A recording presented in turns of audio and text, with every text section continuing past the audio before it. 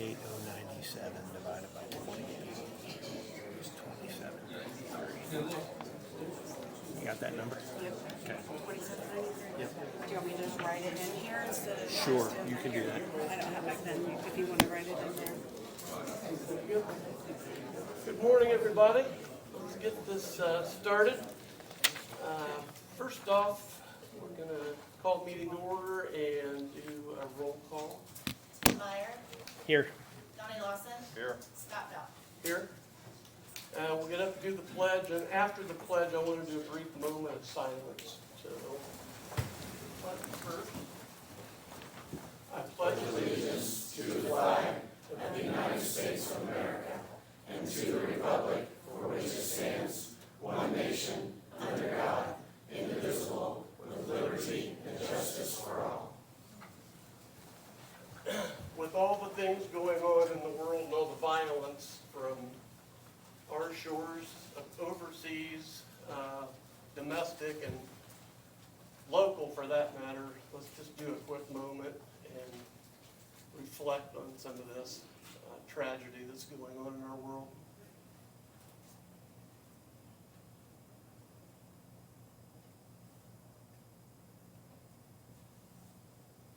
Okay.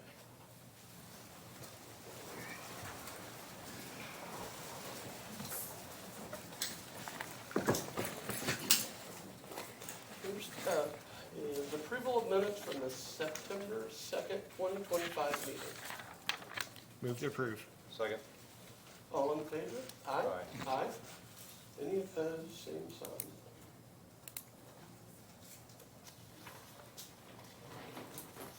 Consent agenda.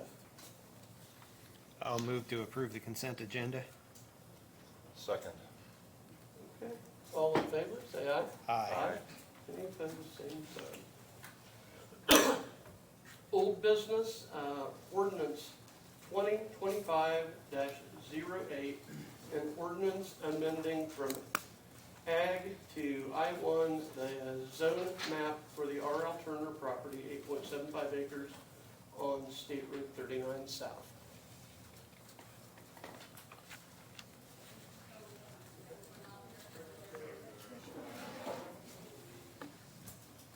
Good evening, my name is Ken Franz, I'm an attorney with Carr Ritchie, located at 225 West Main Street, Lebanon.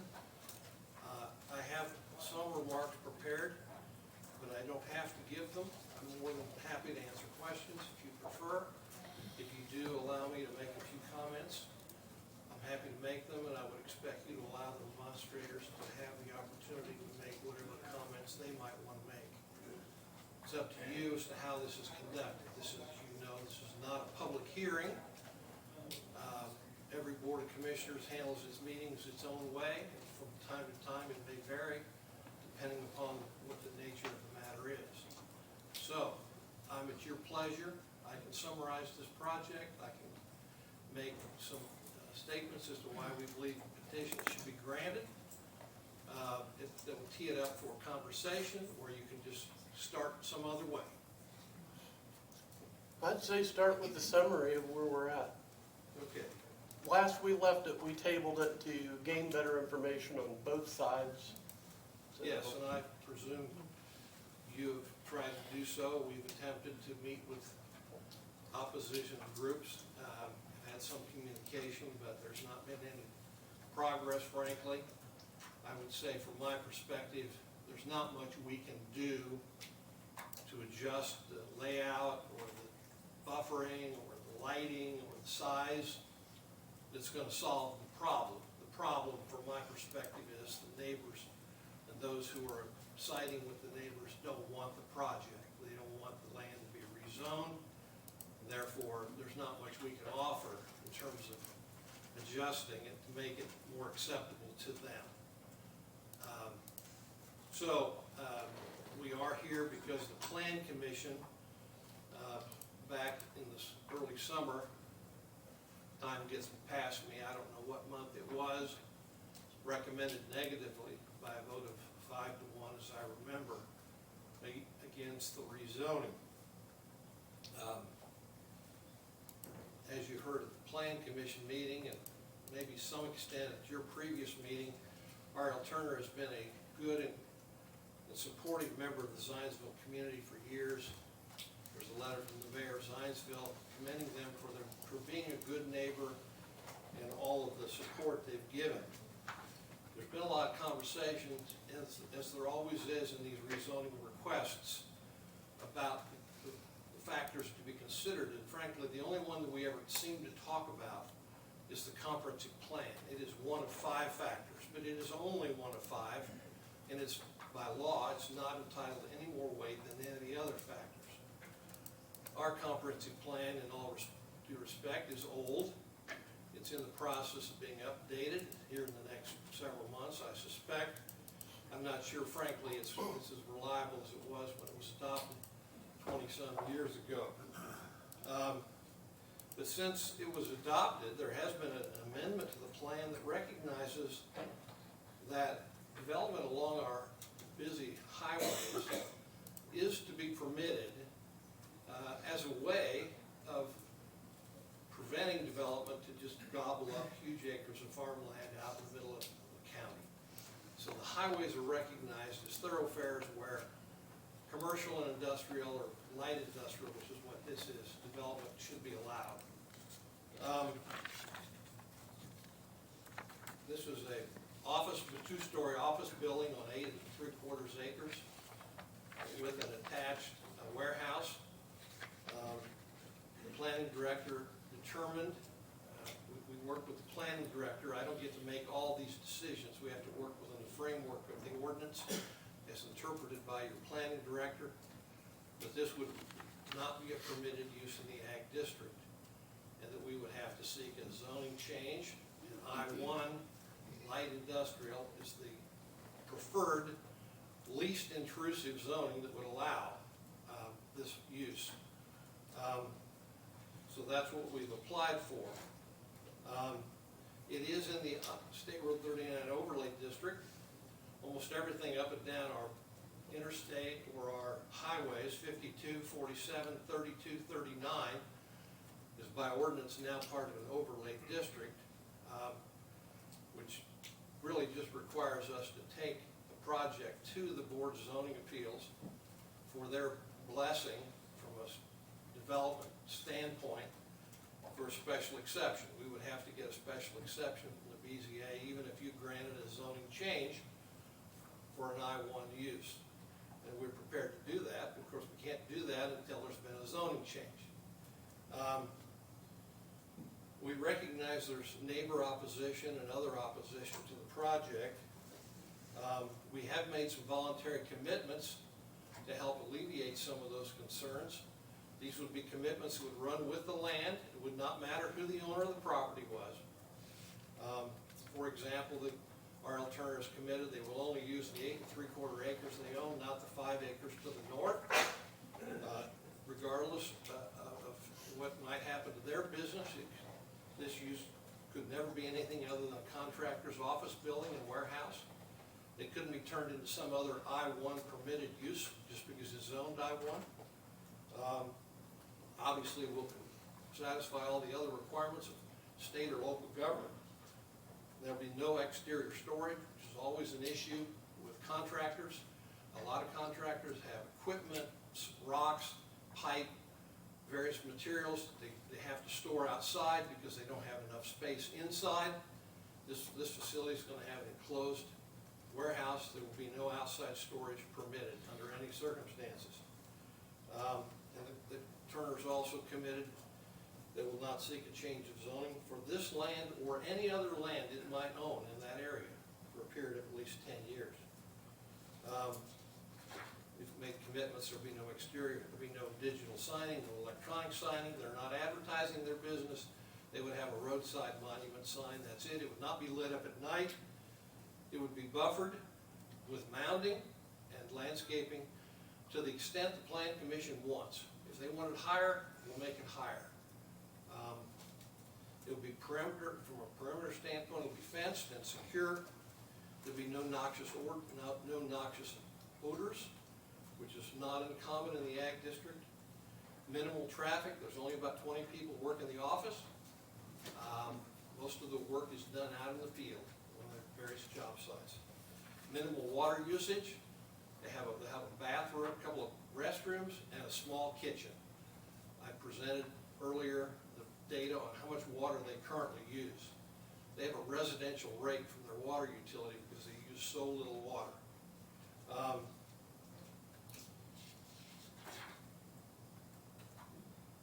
There's concerns about whether this will become a precedent. I made this comment earlier and I was laughed at by some people. Precedent is as important to you as you want it to be. Zonings are all different. Every parcel of land in this county is different. Every application to change the zoning of a parcel of land is different. Everyone stands on its own merits. Some are granted, some are denied. You folks decide whether you're going to allow a previous decision of a previous board to be considered as precedent setting or not.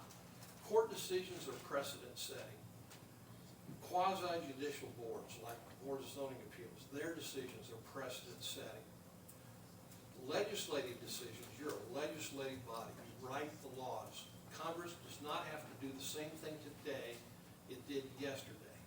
The same rules apply to you. One other thing, and I'm done talking. There's a lot of misinformation about what this property could be. I want to offer some observations about this use as compared to what could be there if this application is denied. And I want to be very careful. I'm not saying this to threaten anybody. I don't have any idea what's going to happen. My client doesn't have any idea what they will do, but they've got 13 acres they purchased. They're not just buying it on contract. They own this property. If they're not allowed to do what they would like to do with it, then they will probably sell it. And if it gets sold, the next owner may be able to do a lot of things under the current zoning that people will not want. For example, cattle farm, hog, or chicken operation, commercial feedlot as a matter of right in the ag district, confined animal operation, commercial livestock sale barn, farm implement dealer, public school, commercial greenhouse, any business that produces, sells, or stores agricultural products of any kind. Think of the ag-reliant business out on State Road 32 east of Lebanon. If you go out east of Lebanon, about 2 miles outside of town, on the north side of the street, there's an office building and a warehouse, not too dissimilar from what we're talking about here. Although there's no buffering whatsoever, and there's a greenhouse that's lit up 24/7, and you can see it from the International Space Station. Now, that's the sort of thing that can go on, and the county has no say over things like that, apparently. Logging operation, mineral extraction, digging rocks and sand out of the ground.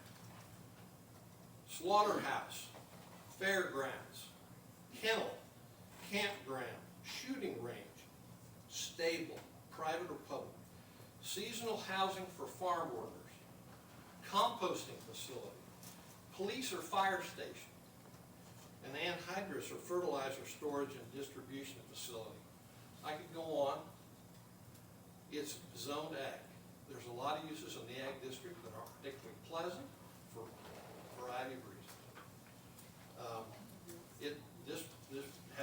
There's certainly some negatives associated with putting a commercial operation on in an ag district along a state highway.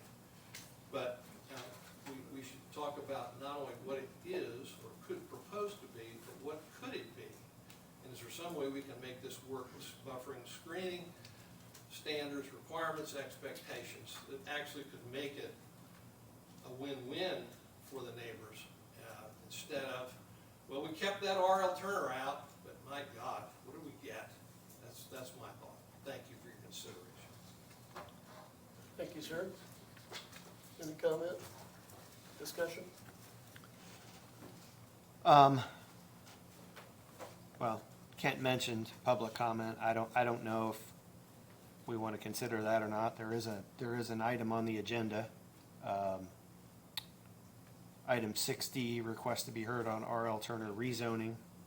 I mean, we all attended the APC meeting, either online or in person. I did go to the community meeting that was on Tuesday, and R.L. Turner also did ask me if I would attend a meeting with landowners, which I said yes. They attempted to set that up on Wednesday, and I think they just invited the 3 immediate neighbors, and unfortunately, nobody could attend, so, but I still did go and learn some information that I wasn't aware of, meeting with them, so. I guess getting back to the public comment, you know, I don't want to have people just rehash what they've already said, but at the same time, I would like to give people an opportunity to, if they didn't speak, or, you know, there's some, I mean, we have an agenda item, I guess I'm open to whatever your guys' thoughts are on that front before we do Well, anything further. there was ample opportunity to do public comment at the APC meeting. In item 6D, they can make public comment. I don't think there's a lot of things that are gonna change making public comment at this point. I think we need to figure out if we're gonna vote or not, so. I'll entertain any motions. Well, Okay. are you gonna make a comment? Yes, or- Okay, please. go ahead. I want to thank Mr. and Mrs. Ebert for coming out to my property on Friday and us having a half-an-hour conversation about this and their thoughts. And I gave them my thoughts at the same time too. And it was a very great conversation that I've not had with anyone else. And that's what's really frustrating to me, is that these 2 people came out and met with me to talk to me face to face. And I greatly appreciate that. We may not agree completely on everything, but at least we were able to sit there and have a very pleasant and nice conversation about that, and about life in general, too. All of you know where I stand with this. I've been this way from the very beginning because of what I did prior to the APC meeting, because I can do that legally. I met with the Turners, with the company, with their legal counsel, and went over what their project would look like, what they're gonna do, and how it will improve that area there. Because you don't know what's gonna happen in the future. Many of you are upset with the LEAP program and everything else that's been going on here. And you wanna stop a local company that has done so much for this community, and they still do that every day. They've been here for 49 years. They started here. We want to keep them here. And I don't appreciate being called a liar. That is really upsetting to me. Some people think that I have something to gain by this. I have 0 to gain. I have no investment in this company, nor would I ever. So if you're saying that I've got something to do, that I'm going to gain by all this, that is an absolute lie. And all that does is attack me personally. And I do not appreciate that. I do appreciate your comments, your thoughts on this, because you are the public. You do live here in Boone County. You're a few of 77,000 people that live here. And I appreciate everyone's comment on this, and I respect it. And I thank you for being here. That's extremely important for you to be here. Because we need to know that you're interested or not interested. And I do believe in private property rights for everyone. That is a major thing to me. I always have believed in it, and I always will. Commissioner Byer, do you have anything? Yeah, I do. Yeah, I made comments at an earlier meeting, so I'm not gonna really rehash those. I do agree with the comment about precedent. You know, just because something happens on somebody else's property, that doesn't have anything to do with, you know, a property down the road. At the same time, I did do some research. You know, this is being proposed to go through the rezone process, 30,000 some odd square foot building, and I realize part of that's because the the equipment area is proposed to be enclosed. You know, part of what I learned in meeting with R.L. Turner on Wednesday was that in the overlay zone, so if we were to approve to rezone this property, they still have to go through the BZA board to get approved for the, you know, based on the overlay district for that use. Seems like an odd process to me that we would potentially rezone, and then they still have to go get a special exception from the Board of Zoning of Appeals. You know, when we passed this overlay district last year, I think it was, I think we recognized that it probably wasn't perfect and there were going to be things that need to be addressed. You know, in the use table of the zoning ordinance, it allows landscape contractors in agricultural zones by special exception through the Board of Zoning Appeals. So my hesitation is, you know, do we just have an ordinance that needs some attention, and maybe this isn't the proper process? You know, there are other contractors throughout the county that are located along county roads or whatever. And generally speaking, they don't have a 30,000 square foot building. And I did do some research, neighboring counties. Tippecanoe County, for example, allows contractors to be in an ag zone by special exception, by special exception through a Board of Zoning Appeals. However, there's limits on the size of the building. You know, it's not 30,000 square feet, for example. So, you know, I said I don't believe in the you know, setting a precedent, but in terms of the process, I guess we kind of are if we do this today. You know, we are going through a comprehensive plan process. I think the issues that I just brought up ought to be addressed through that process. So I guess those are my comments. I also will say that, you know, if we were to deny this today, it's my understanding there's a 12-month hold period. So, you know, if the petitioner wants to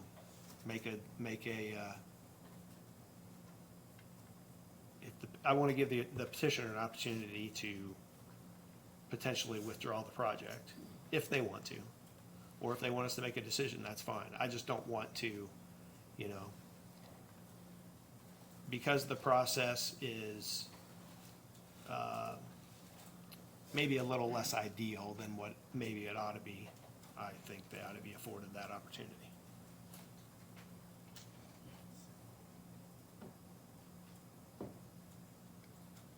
Finished?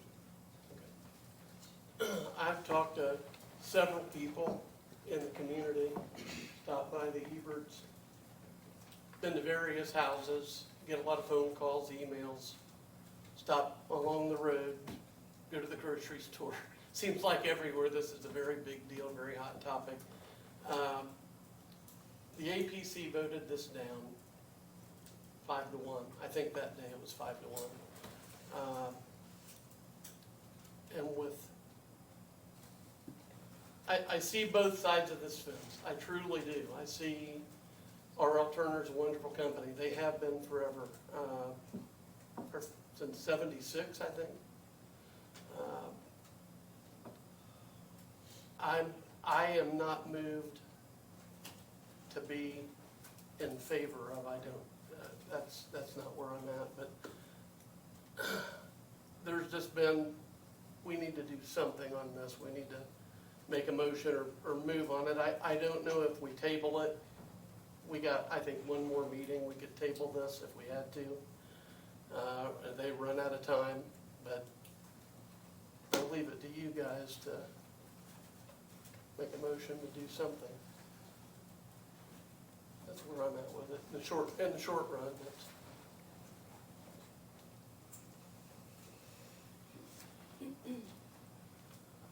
I'll take the lead on this. I move to approve.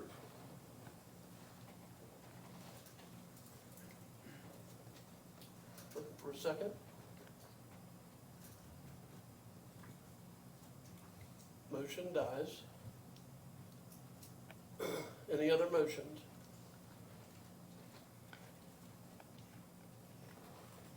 Does the petitioner want to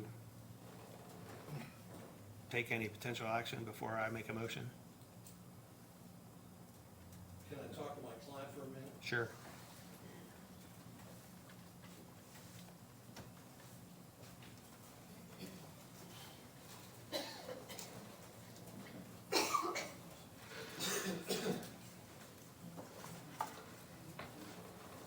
Thanks for the opportunity, but we don't have any proposed action. Okay.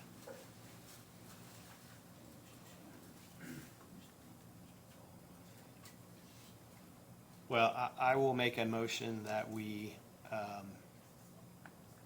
and I make this motion reluctantly for the reasons that I previously stated, but I will make a motion that we deny Okay, the rezone.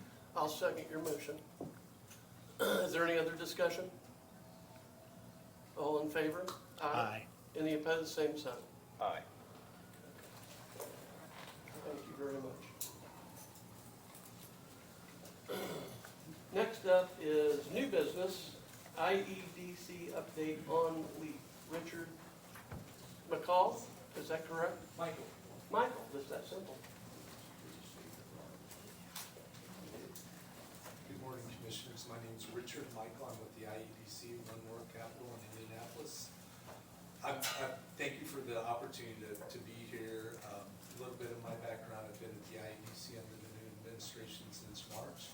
Prior to that, I was with the Pew Research Foundation for 7 years, leading the economic development and real estate development, most specifically the 400 acres of the West End Discovery Park District.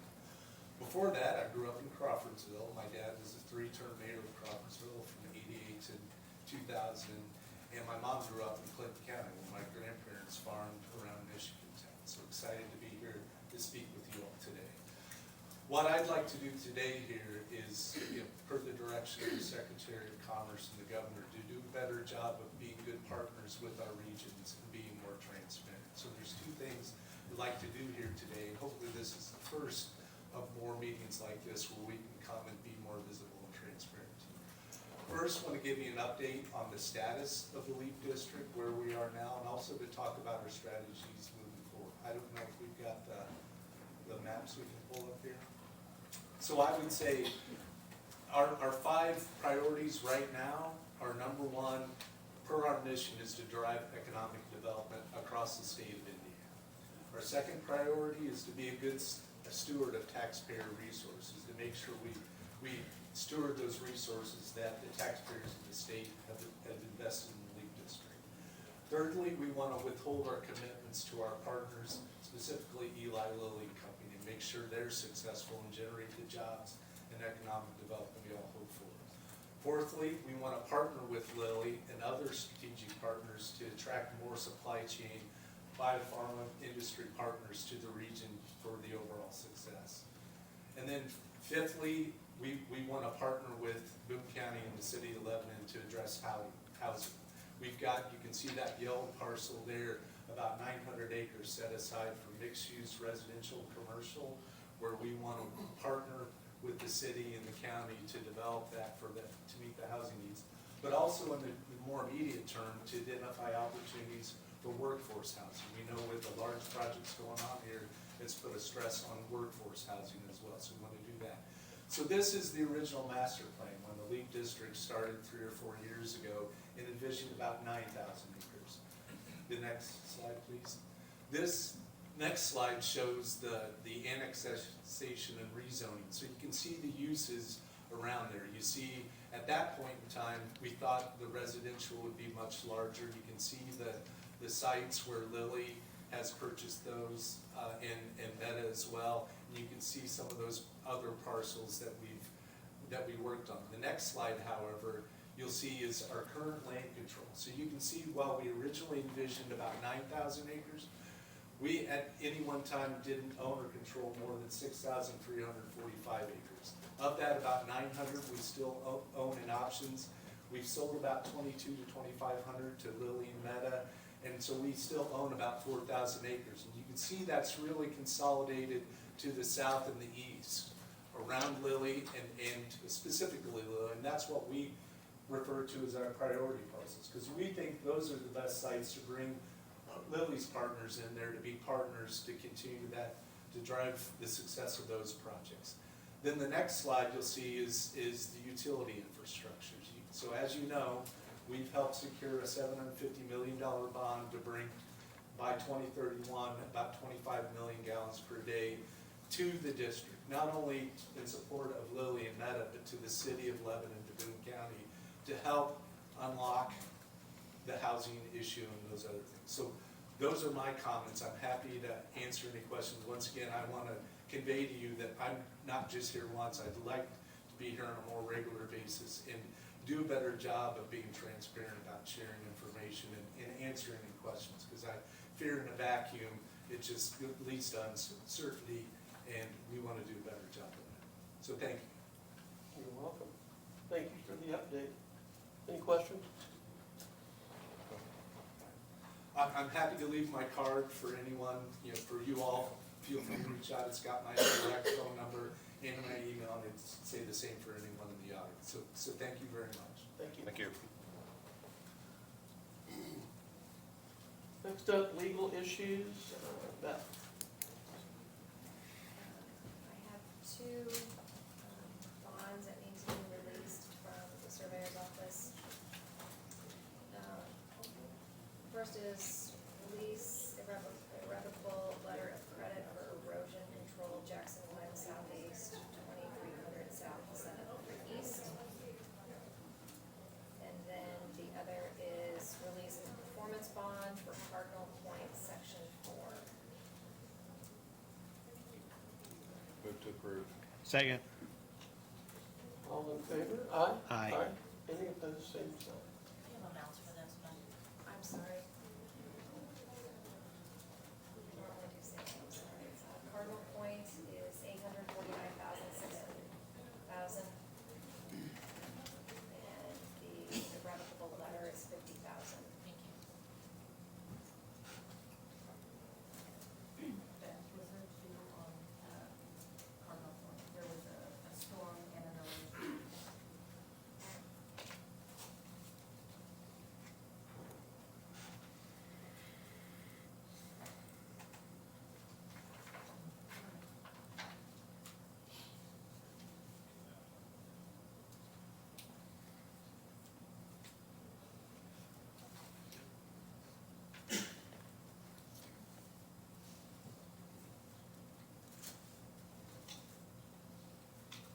Okay, the next item I have is Resolution 2025-09, resolution adopting Title VI of the Civil Rights Act of 1964 for Boone County. This is something that has been required of our county for several years. This is an NDOT directed requirement. In order for us to continue to receive federal funding, we have to have a Title VI implementation plan in place. If you recall, you all voted to make me the Title VI coordinator in the spring. I took the Title VI required training, and I wrote this policy. This is an annual document that has to be updated. It outlines goals and accomplishments that we must do every year. That's going to require training for our employees. And again, this is primarily for Nick, although it does impact others in the county, so we do not lose federal funding. Move to approve. Second. All in favor, say aye. Aye. Any opposed, same sign. Thank you, Beth. Okay, next is Move with MAD, Mothers Against Drunk Drivers event. Denise Niblick.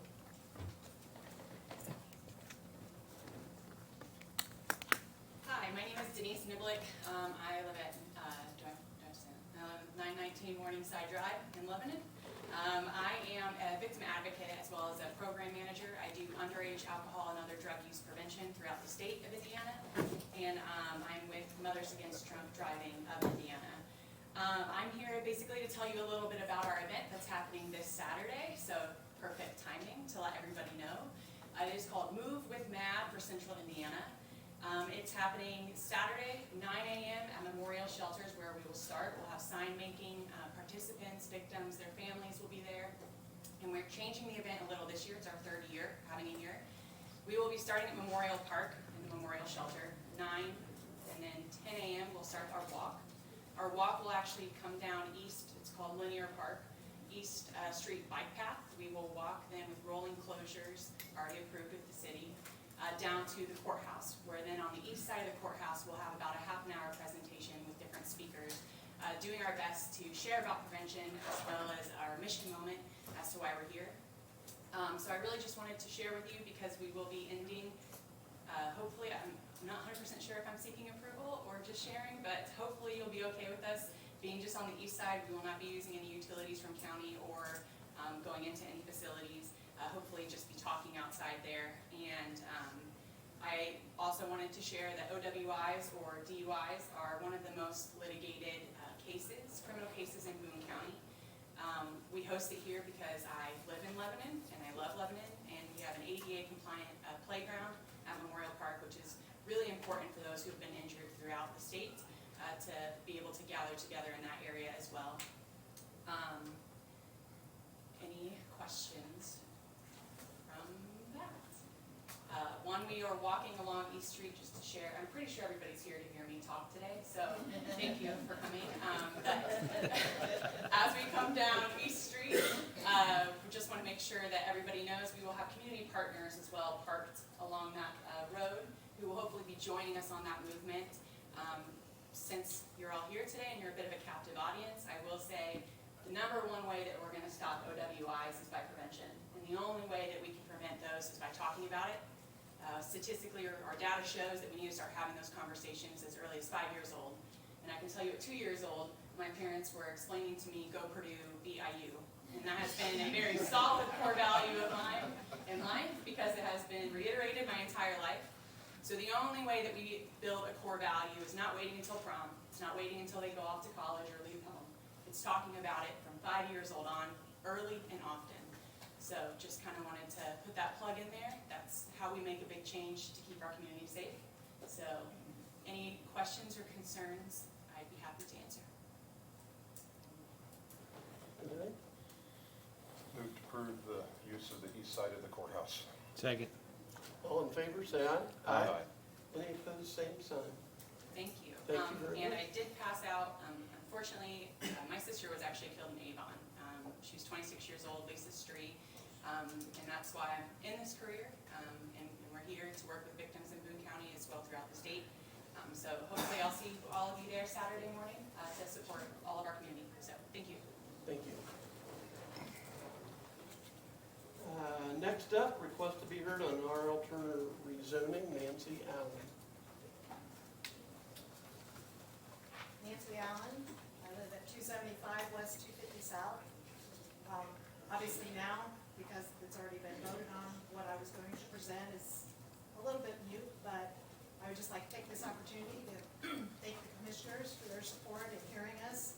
I believe you received a copy of my petition, and so it was mentioned at the last meeting, the residents were to educate ourselves, and so I did educate myself, being a member or being in Boone County for only 6 years.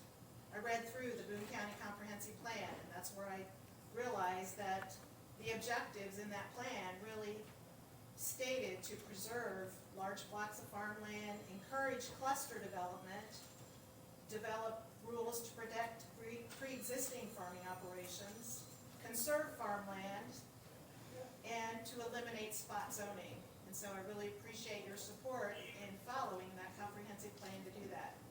I also realized that there was a statement that said because of lead the remaining portion of Center Township is proposed to be retained as agricultural land uses, which I'm in Center Township, so that's certainly abiding by that. That's basically all I'm gonna say, because it's sort of a moot point, but again, I thank you for your support. Thank you very much. Comcast update.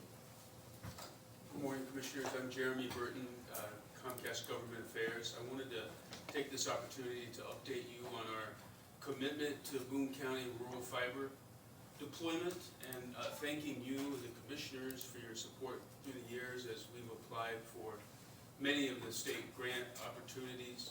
And you guys have supported us with letters of support, and we've been very successful. I have a presentation. Next slide. First of all, we've been servicing this area, and Lebanon in particular, for many decades now.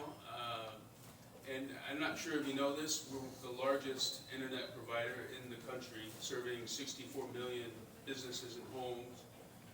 And we also have the Xfinity Mobile product. Next slide. Prior to that slide, I wanted to point out that we are a trusted government partner servicing many schools, including the Department of Defense and Homeland Security. We take internet security extremely seriously. Over the last few years, attacks on all internet systems has risen 300%, and so we have implemented the best security measures in the industry. We started in a small town in Tupelo, Mississippi, over 60 years ago. Our founder, Ralph Roberts, was a Navy veteran, and we're very proud of our small beginning to now being the largest in the country. Next slide. Oh, there's the Department of Defense and Homeland Security. We're very proud of our partnership with schools, transportation systems, and governments in the United States. Next slide. Again, because of our scale servicing over 64 million homes and businesses across the United States, it gives us an extra level of reliability. 77% of the issues on our network we're able to detect digitally now and fix them without sending a tech out, which leads to our reliability of 99.999%. So we're very proud of that. In Indiana alone, we have 847,000 Hoosiers who've signed up for our low-income program, receiving high-speed internet at a low cost of $15 a month. We're very, very proud of that. Next slide. Next slide. And so here's a map. Again, the yellow dots on the map are self-funded by Comcast. The blue dots are the programs that you guys help support when we apply to the state programs and are partially subsidized, but also at a very small rate, less than 10% subsidized. So it's still mostly privately funded, but we're reaching those homes and farms and businesses that to this point have not had fiber at their location. And so it's a game changer. It's over 4,400 locations, and we're dedicated to working with your highway department, Nick Parr and Adam Dunbar, and working closely with them to make sure we're doing it the right way and getting all the appropriate permits. Next slide. About 60% of our construction so far, again, we've applied for other programs, and we hope to have even more deployment in Boone County, but about 60% so far is aerial on utility poles, and that's sort of what it looks like, the work putting on poles. Next slide.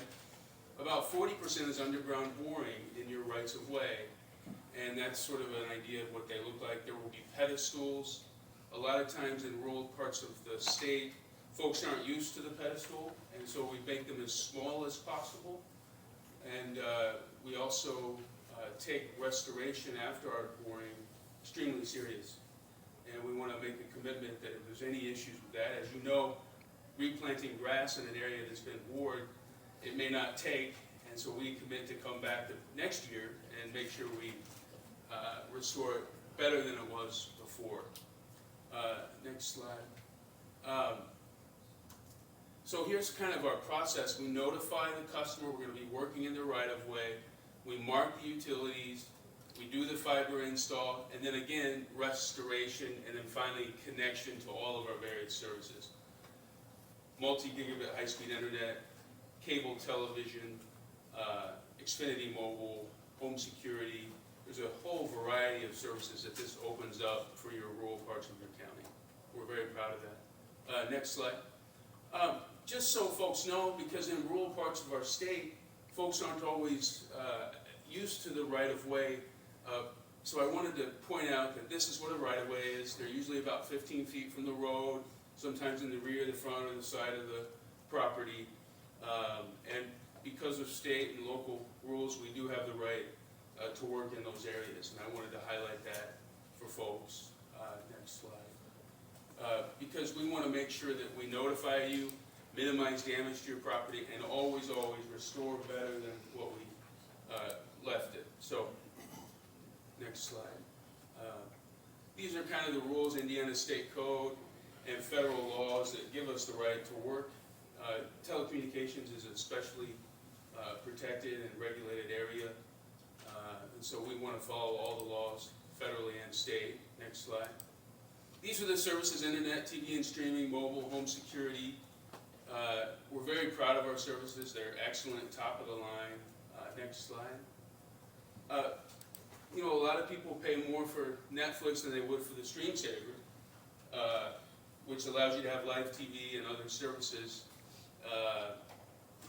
You know, it's kind of like all these streaming services are getting so expensive now, it's time to come back to cable. And so I wanted to highlight that. Next slide.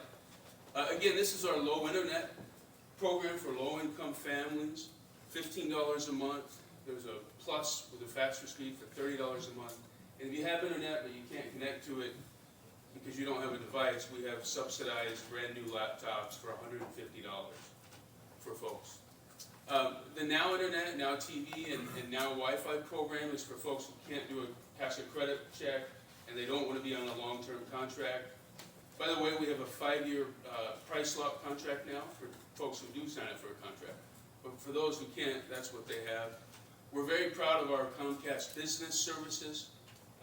We're the largest provider for small businesses in the United States. And this is going to open up for those rural businesses. Next slide.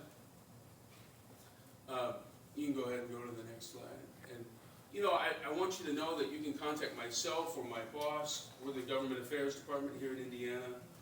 And if there's any issues with your highway department, any issues with your constituents, with restoration, you know, we're here for you, working closely with Tammy, your assistant, and you can always reach out to me. And thank you again for your support. So, Thank you very much, Jeremy. yeah, any questions? All right, thank you. Okay, next up, Resolution 2025-10, resolution of Boone County Board of Commissioners approving an order of the Boone County Area Plan Commission. Mr. Clutter.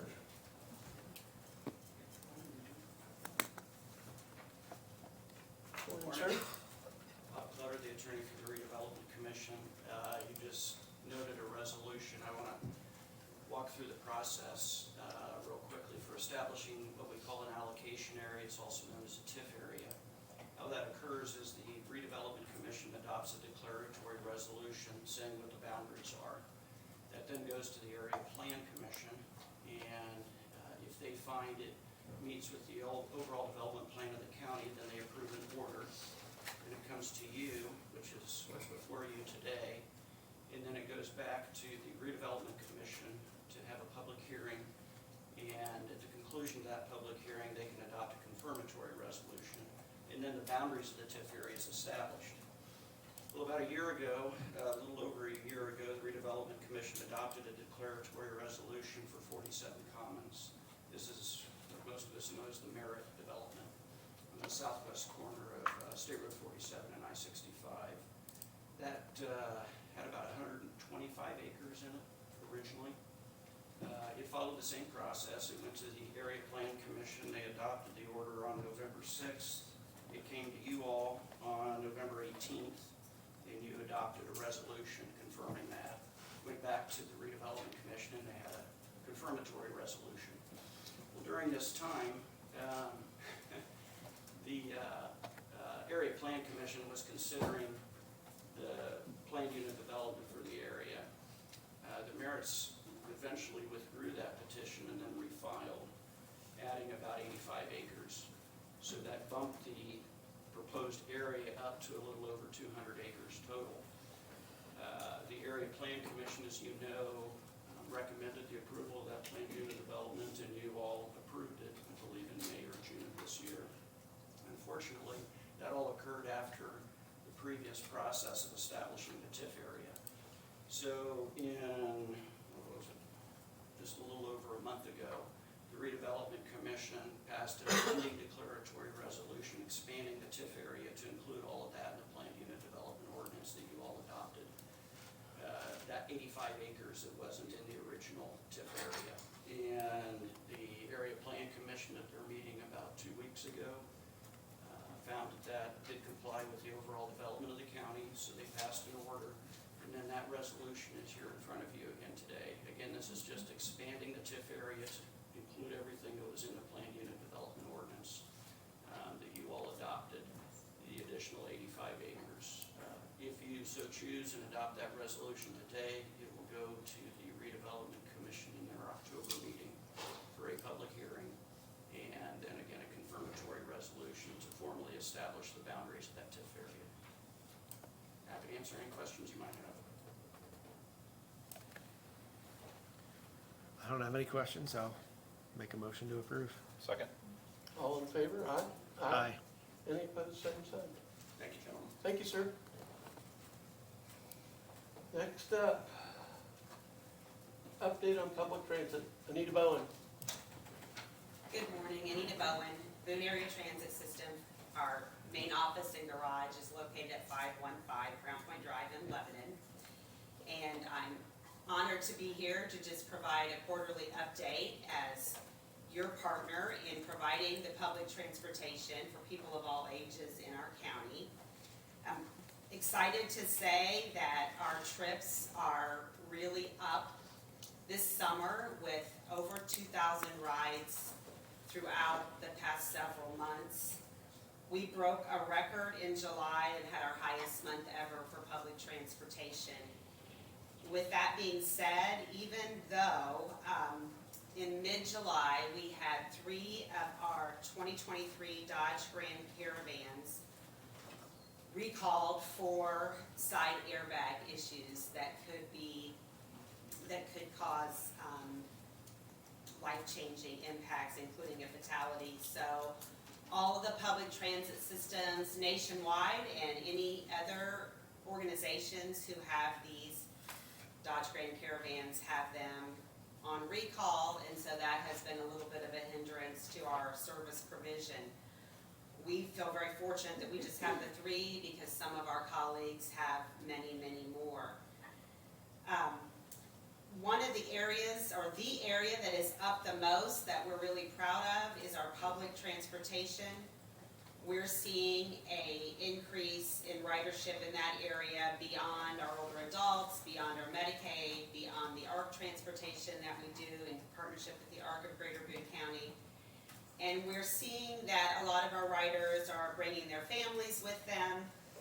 I wanted to, like I've been doing the past couple of times, is highlight people that we're transporting right now so that you can just get a vision of how BATS is serving our community. So almost every day we take Alicia from her home in Zionsville. Alicia is 21, and we take her to work in Marion County at Kroger at 71st Street. And so she doesn't come back with us because her hours are into the evening, and we're not currently offering that time of service. However, I hope that someday we'll be able to extend our hours and provide a return trip for Alicia.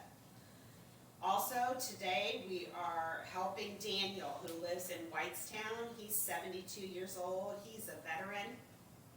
And we have been transporting him to local classes at Butler, where he is doing such things as participating in a veterans band.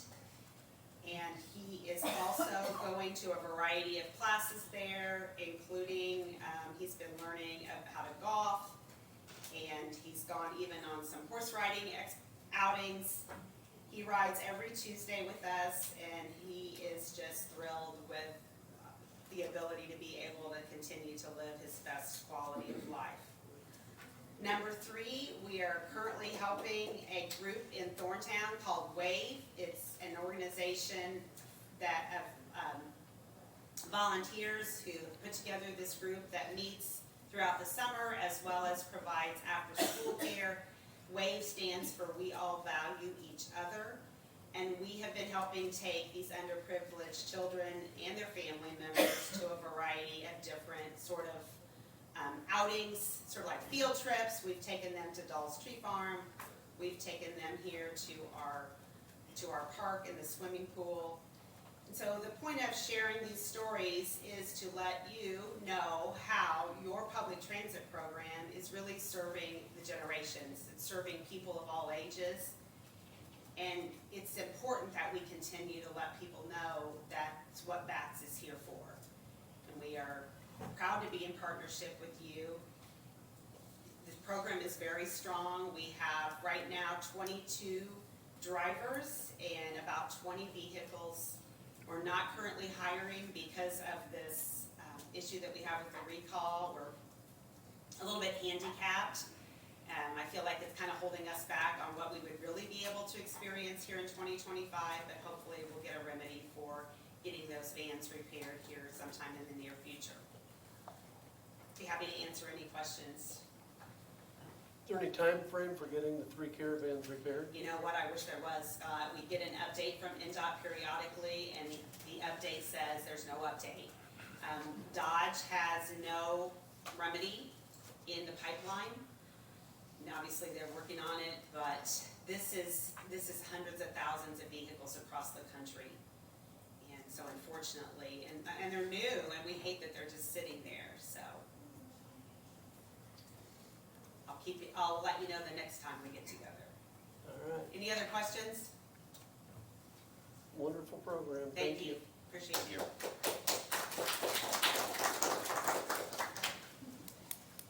Okay, next up is ordinance 2025-10, an ordinance amending chapter 71 traffic schedules, schedule for first reading. Mr. Parr. Nick Barr, Boone County Highway. This ordinance is to make a 4-way stop or an all-way stop at the intersection of 500 West and 750 South. We've had some calls and concerns about near misses and crashes, and our crash data shows there hasn't been crashes at this intersection over the last 5 years. We engaged the traffic engineer at Indiana Local Technical Assistance Program of Purdue. Came down and did a site visit. We did traffic counts, and they've advised that we turn this intersection into an all-way stop. It's currently two-direction stop in another direction. It has a free flow of traffic. So that's, in a nutshell, what the request is. So it stops east and west currently, correct? Is that right? Correct. North and south does not stop. So it's just 2 extra signs, no flashing? Yeah, so the signs and converting to an all-way stop is really not a major expense. The concern is making it worse. So when you now have drivers, additional drivers that are expected to stop where they didn't previously stop. What the cause of most of these accidents are failure to yield or yielded and then proceeded through the intersection, which indicated they either didn't see someone or thought it was a 4-way stop already. So we have to go through the same process to do anything to convert it to an all-way stop because of the manual and uniform traffic control devices, which is in state and federal law, indicates that we have to have justifiable criteria to convert it to an all-way stop. And this one does meet the criteria, not based on traffic, traffic flow, traffic direction. It doesn't meet it based on the crashes, but it is because of the obstructed view at the intersection. So it's my understanding we have to bring this to the next meeting also for a public hearing and vote at that time.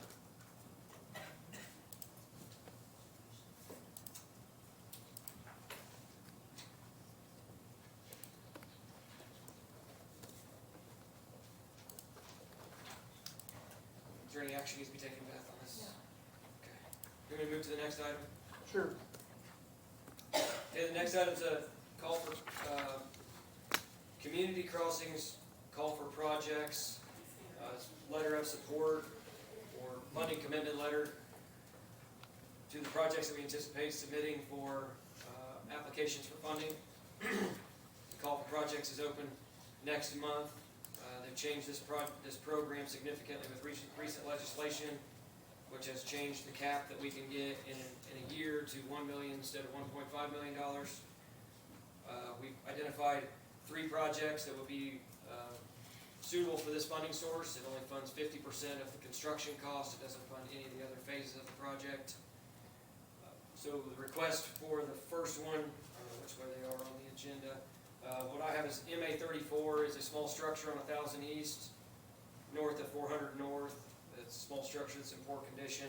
Total cost for construction is $440,000. The local match will be $220,000, which we've included in the budget for 2026. So requesting execution of the funding commitment letter for that one. I don't know if you want to do it individually, Beth, or should they be eligible? You can do them all in one. Okay, is there any questions on that specific project before we move on to the next project?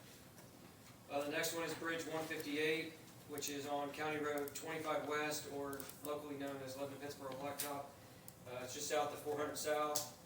Bridge is weight rated, it's in poor condition, it's width restricted also.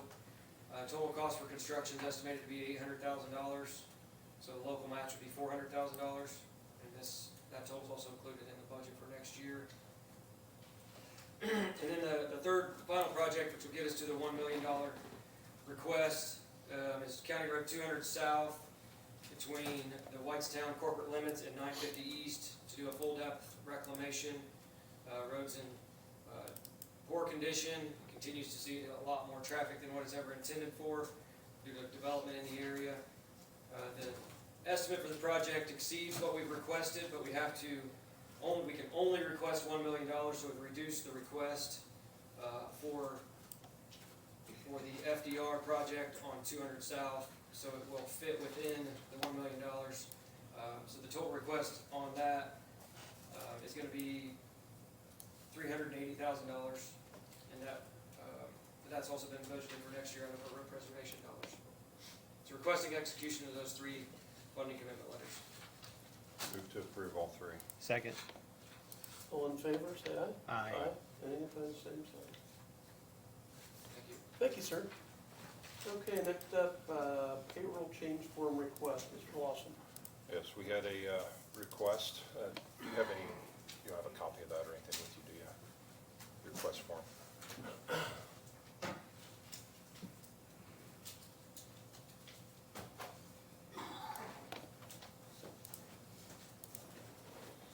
Thank you.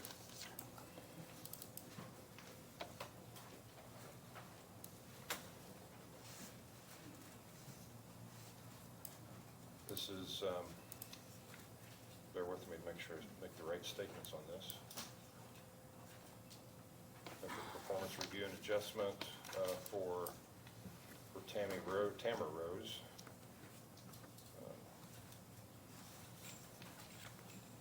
We have to make sure I'm looking at the correct things on these 2 things. And also for Amber Cho.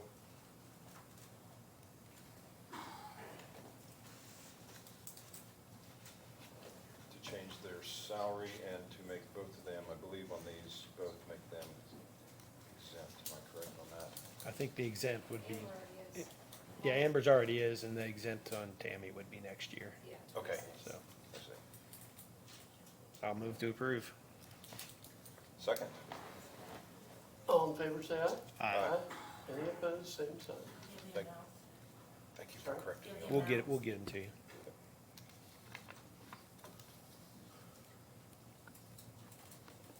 The amount of the approval is, Should be the forms.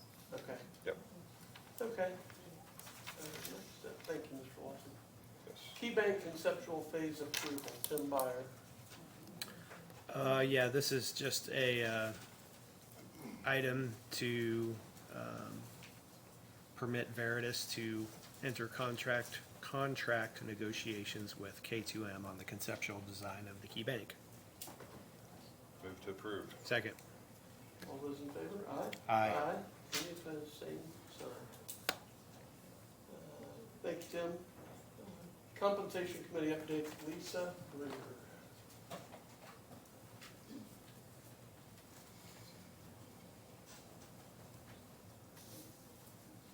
Lisa Bruder, Boone County Clerk, Chair, Vice Chair of Compensation Committee.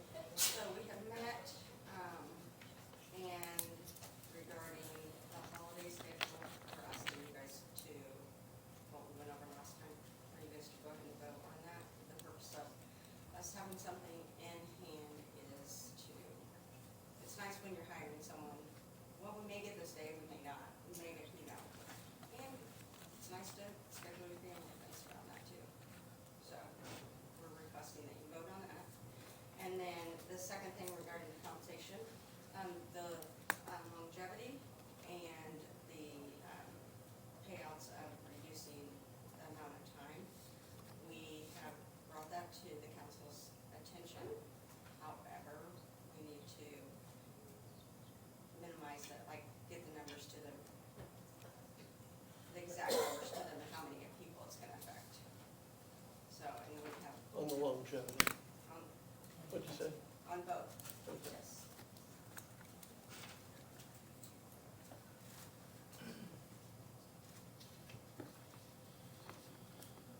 So what you're asking us to do to make sure I didn't misunderstand you, first of all, is to pass the dates, holidays for next year, so we can get on the schedule and plan forward. I think is a great idea. The second one, we're not, It's just advising you. just that advisement, I'll be yep. back with some numbers again. okay. Just want to make sure, I thought that's the way it was, but I wanted to make sure that, Nothing that, yeah. so you only need one motion, that's for the first one, and Yep. I will move to approve.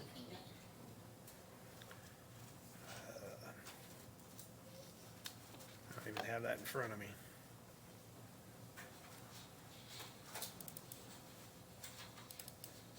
Looking back.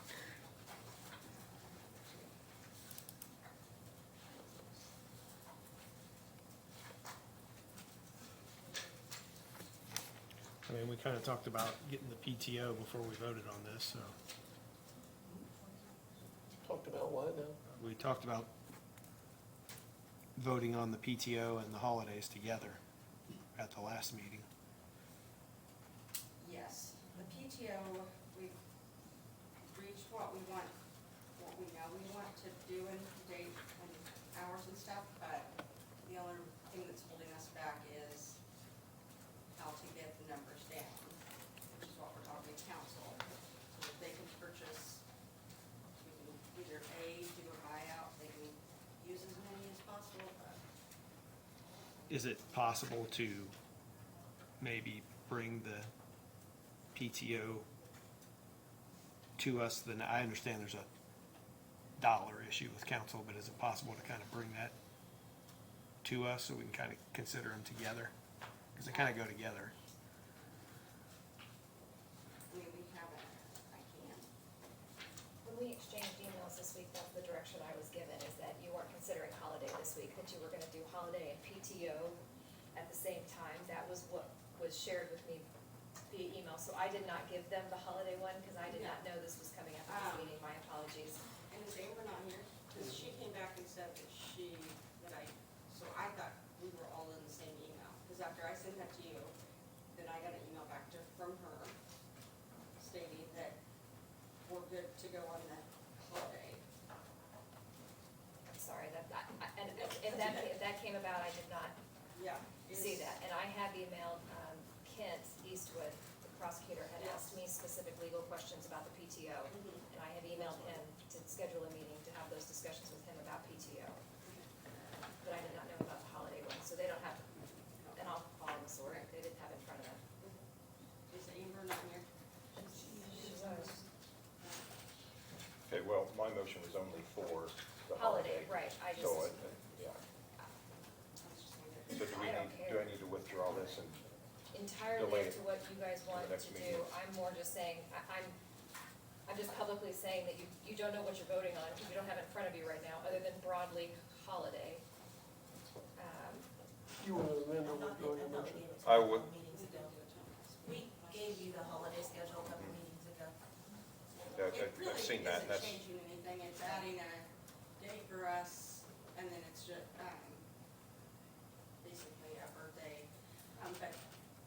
it's just kind of putting into general or standardizing. If a holiday falls on a Friday, I can email it to or you. Thursday, if it falls on a Thursday, then we get the Friday off. If it falls on a Saturday, They want to see it. Sunday, we'll get the Monday off. So it's just, I mean, it's not crazy. Okay. We're not asking for Juneteenth off or anything. Well, then I'll let But my motion, holiday. I'll let my motion stand with that because it does not include PTO, and I understand, Tim, of you wanting to separate those two, so. The reason that we're asking for additional, just so you know where we stand, additional day off is because we have so many, people can't use PTO. No, I get it. I just hadn't seen the PTO Yeah. at all, so I just wanted to see them together, that's Yeah, all. it's not changing, it's more of a breakdown, but the hours are not changing. Instead of 5 years, I think we went 4 and then 4 to 8. I mean, just broke it down a little bit, a fourth level, the amount doesn't change. Do you want me to send it to you? I mean, again, I would prefer to see the PTO. I know we're considering potentially some significant changes on PTO. That's what I've heard anyway. I haven't seen anything. I would just like to consider them There's not. together because no, they're not, okay. Just the approval now. Yeah, That's the the accrual amount, and that's going down. That's the big thing, is the discussion about the approval. But it's not changing what we approved for what we received today. You're at 6 years versus what you received. I mean, I'd see some employees shaking their head. I would just like to, I would just, Come on up, Nick. I, We're not, Sorry, my bad. Nick said department head, so.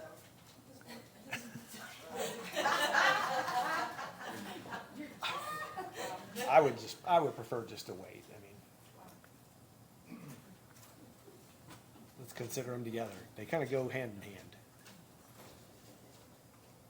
all right, I'll withdraw it.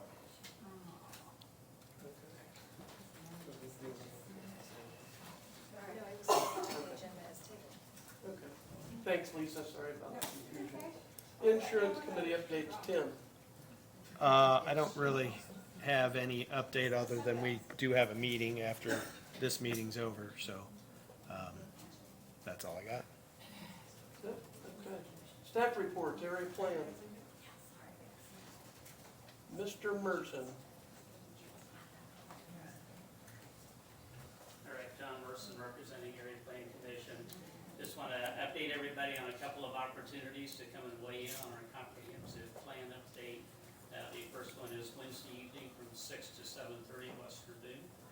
And then on September 23rd from 6 to 7:30 at the Farm Bureau building at the fairgrounds.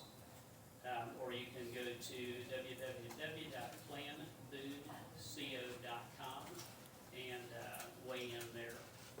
We got off to kind of a little rough start on this project. It's not moving nearly as fast as a lot of us hoped it would, but we need to remember that this is a marathon and not a sprint, so I feel like we're, I feel like we're back on track now and gonna make some forward progress, so get the word out there if anybody wants to weigh in. This is both the comprehensive plan update, but also the road study, two projects rolled into one.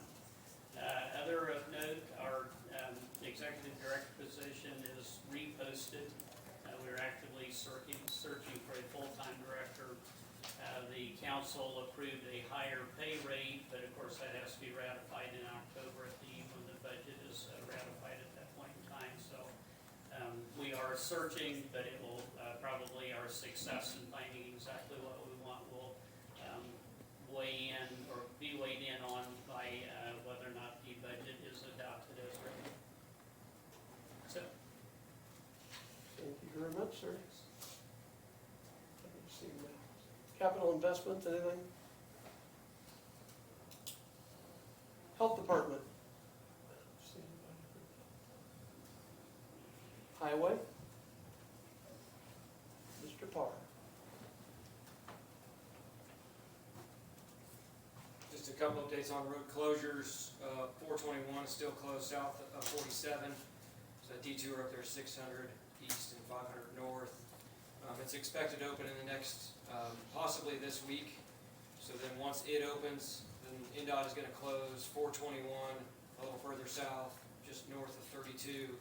So it'll flip the detour, now I'll have a detour on 100 north over to 800 east. So it'll be, that's not the official detour, we prefer everybody use the official detour, State Road 39 and 32, and it's just a long way around, so many of the local traffic ends up on local roads, and even some non-local traffic. We do have a couple of local roads closed, 500 south, between 50 east and 100 east, for some structure replacement, and then Pine View Drive, north of 96th Street is also closed for a small structure replacement. Just want to give you a heads up on those. Thank you very much, sir. Human Resources, anything? IT support. Communications. Mr. Wheat. Good morning, Brent Wheat, Communications Director. I've been directed to look into the possibility of the state of Indiana offers quote-unquote free websites for local government agencies. So I've been doing some investigation on that.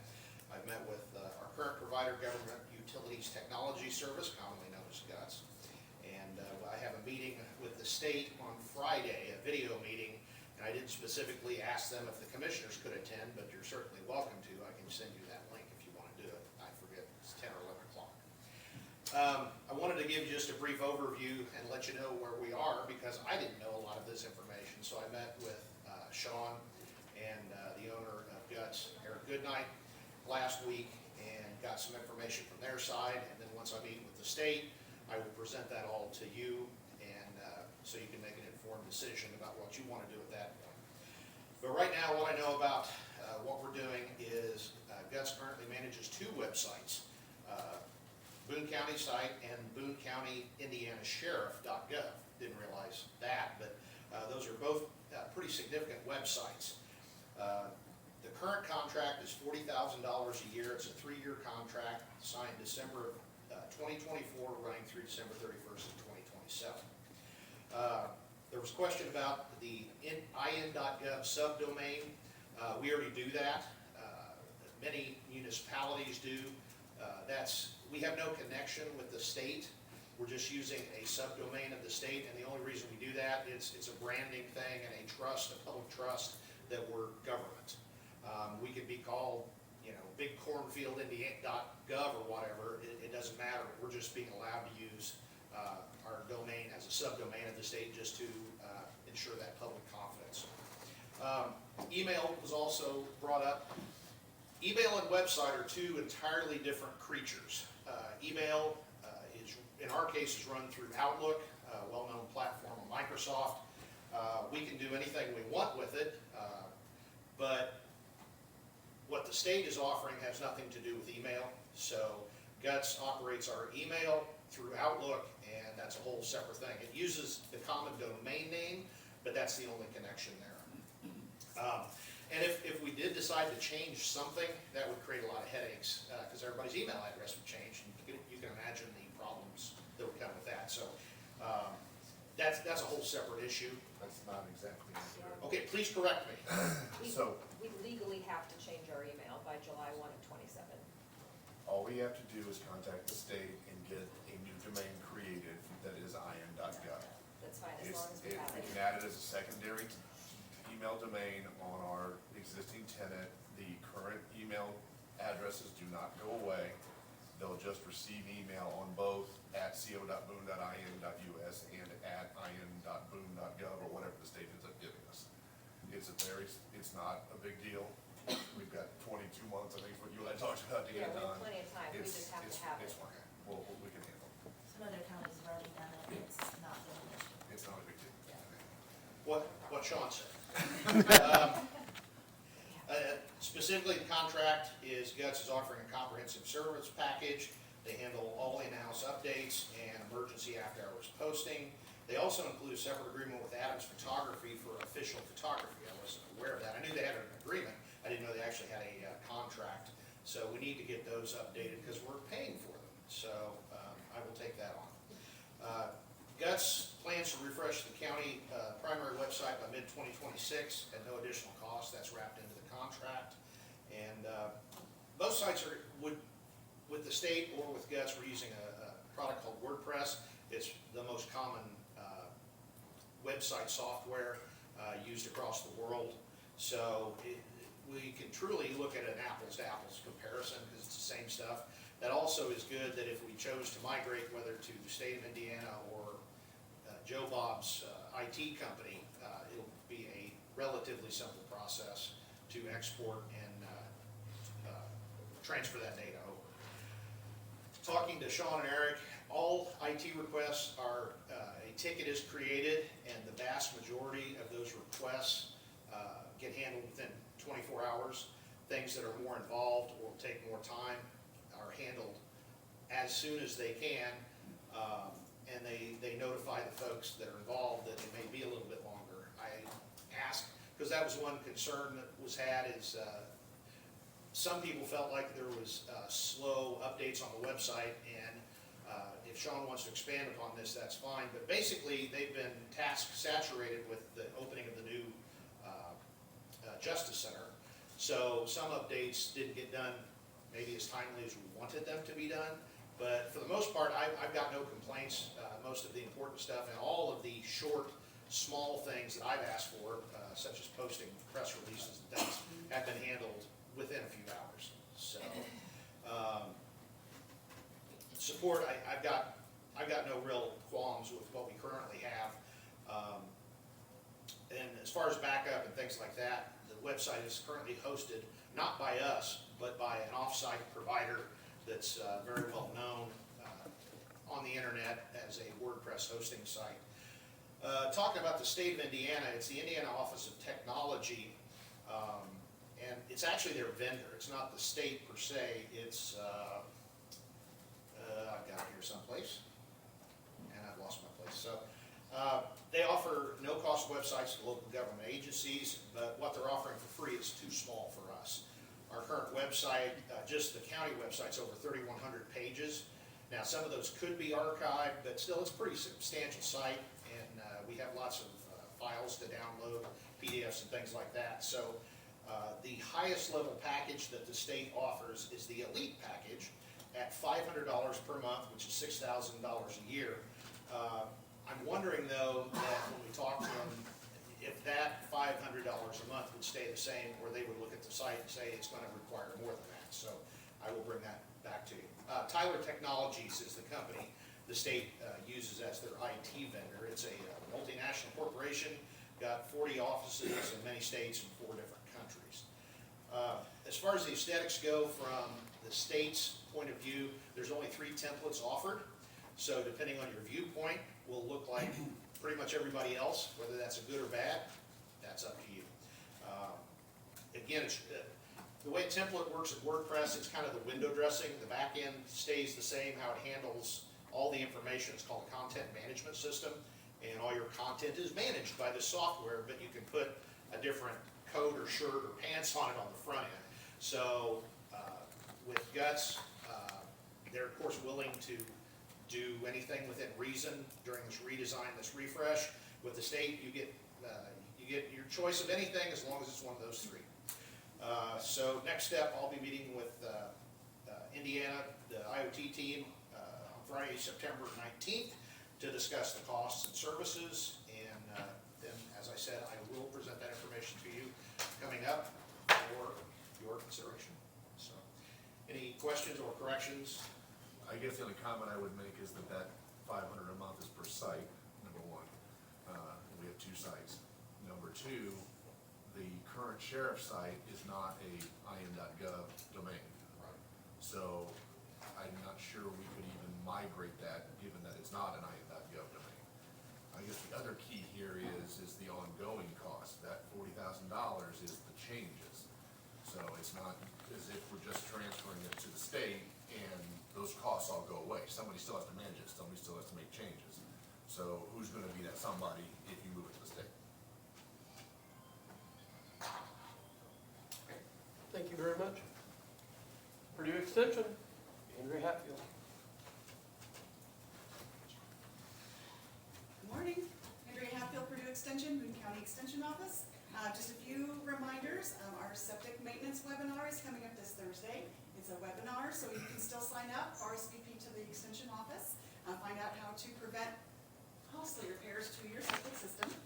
Something that was going on just this morning in partnership with Farm Bureau, and thanks to Eli Lilly and Floor, we were out on the site distributing these handouts that you guys were given when you came in, and trying to get the word out about safety on rural roads during harvest season.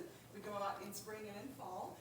So we handed out probably 2,500 of those this morning, at 5:30 this morning. Was great. So we appreciate that partnership. And we do ask that all of you pay attention on the rural roads, especially as things start to ramp up here very soon. Also wanted to make a request. National 4-H Week is October 5th through the 11th. And I reached out to Max and asked him if he happened to have green lights, if we wanted to turn the courthouse green in support of National 4-H Week.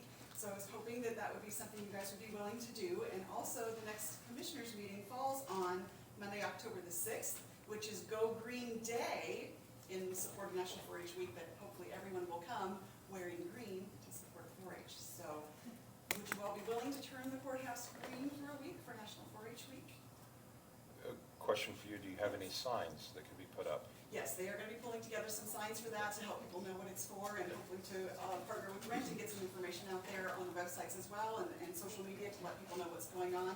October 1st is actually official opening date for re-enrollment for 4-H in our county, so that's a great tie-in for National 4-H Week as well. So. I'd want to, just to make sure that there are signs put up around the courthouse. If we're going to light it green, then we need to have signs up also so people understand. So, absolutely. Great. We would love to do that.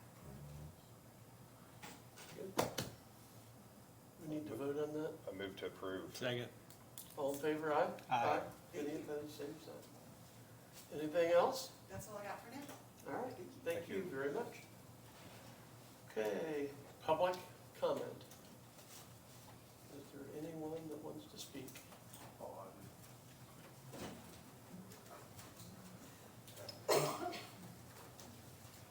My name is Corey Brown. I live at 1815 South, 1100 East, Zanesville, Indiana. This is probably my no less than fourth time here trying to figure out a culvert issue in my front yard. You guys had Tim Byer come out to my house, shoot elevations. I still haven't had an answer. It's been 700 something days. The issue is the culvert. I was told it had to be put into county standards. It's just not. Tim shot elevations, it's not standard drawing, 603-010. Says 12 inches of minimum cover, 12-inch pipe. That's, 2 feet to the invert. My pipes, Tim has the elevations. The highway department is just incompetence. They put in 3 pipes south, not one of them. The whole point of replacing the 3 was to be able to put the pipe into the county standard, which they just didn't. And then now it's causing problems in my front yard. The ditch north of my property, which I was told was going to be reshaped, never got touched at all. It's not a ditch, it's not a swale, it's not anything. Just for some context, I spent 12 years of my life doing this. My family owns a bridge construction company, state pre-qualified, federal aid qualified. We just don't bid in Boone County. So this would be equivalent, Mr. Lawson, I think, if you had an emaciated cow in your front yard.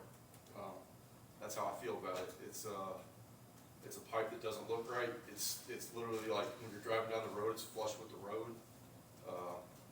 It's supposed to be minimum 12 inches of cover, and that's from edge of pavement, and it's out 3 feet. So if you really want to get real technical, it's 1/4 inch per foot. So we could go all day, but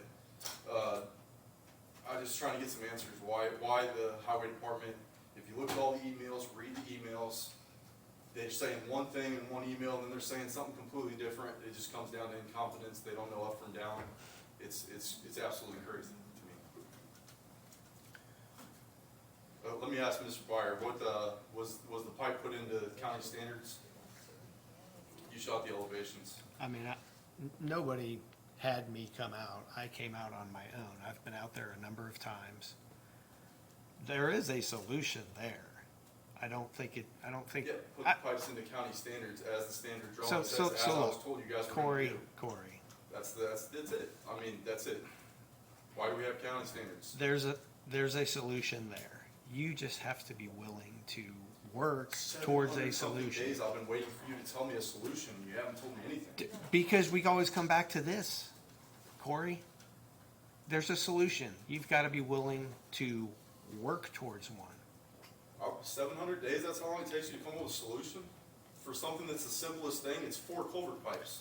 Yeah, it's, Like, come on. this started before I was in office. I'm trying to help. Yeah, And I will, that's even- look, that's I even will, more I ridiculous. will continue to try and help towards a solution. I'm But just you've saying, got, I suppose you, if Your we- time's you've, expired. you've Thank got to you. be We'll cooperative. look into it. If we can't get a resolution here, I'm gonna have to get a lawyer, and it's gonna be as simple as shoot elevations like you have, and, you know, I offered Nick Parr to come out, and I have a laser, I have a shot rod with shoot elevations. Nick came out with me one time. Yeah, and he's incompetent, that's all there is to it. Thank I you, don't sir. understand. Approval of claims. I'll move to approve claims. Anybody else that wants to Oh, is speak there anybody or else that wants to comment? speak or comment? I'm sorry.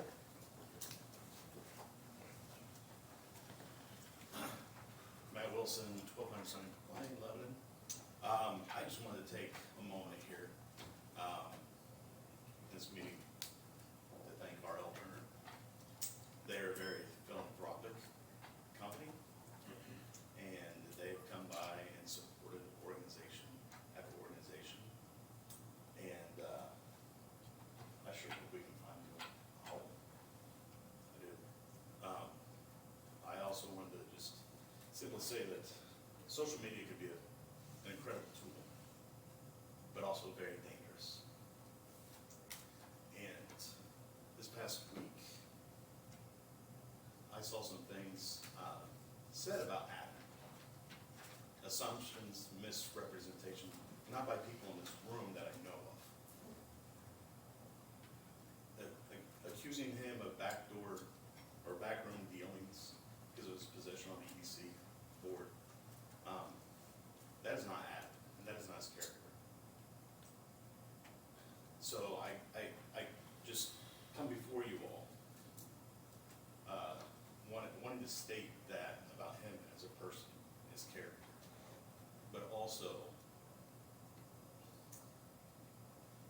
I think there was a short-sighted decision made in regard to R.L. Turner, this property. So,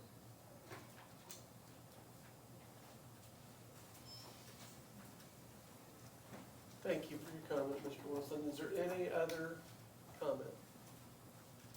Anyone else? Mr. Reber? Oh, I appreciate all your consideration.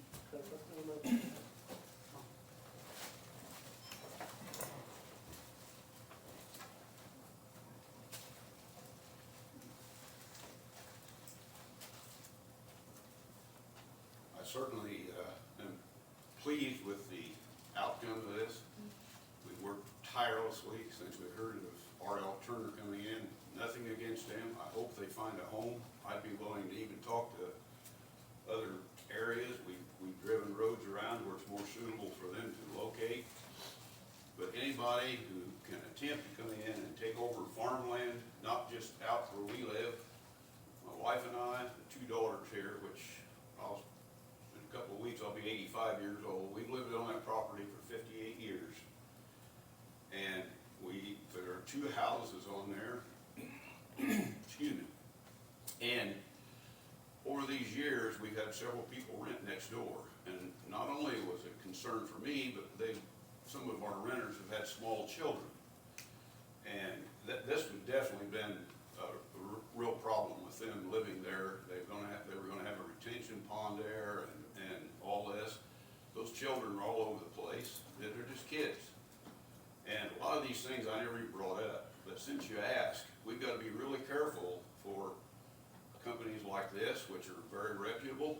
They need to be in a location where others like them are located. And I even told the commissioners and some of the other people I talked to, they need to go where there are like companies, like out on Indianapolis Road. We drove that after church one Sunday, my wife and I said, look along here, here's IMI, and my son-in-law, he's a manager of a rinker out there, which is big cement underground tile at, their business.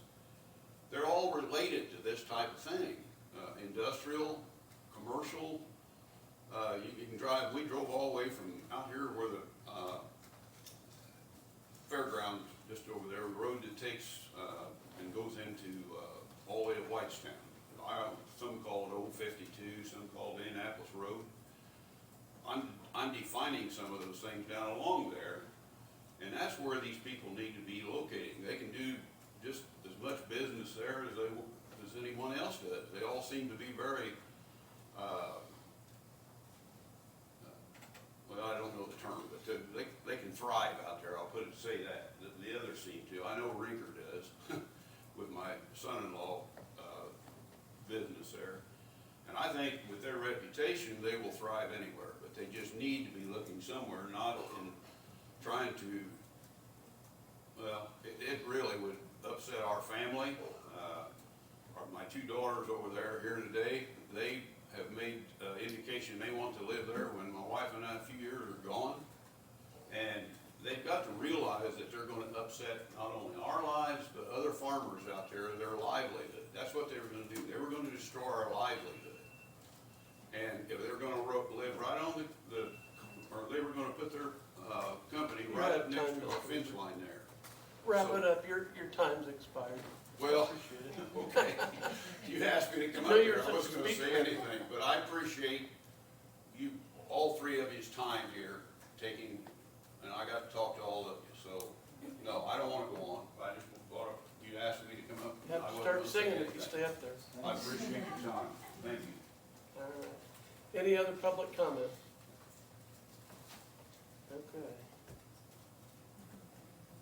Approval of claims. Move to approve claims. Second. All in favor, say aye. Aye. Any opposed, same sign. Any commissioners' comments? Yeah, just one quick comment.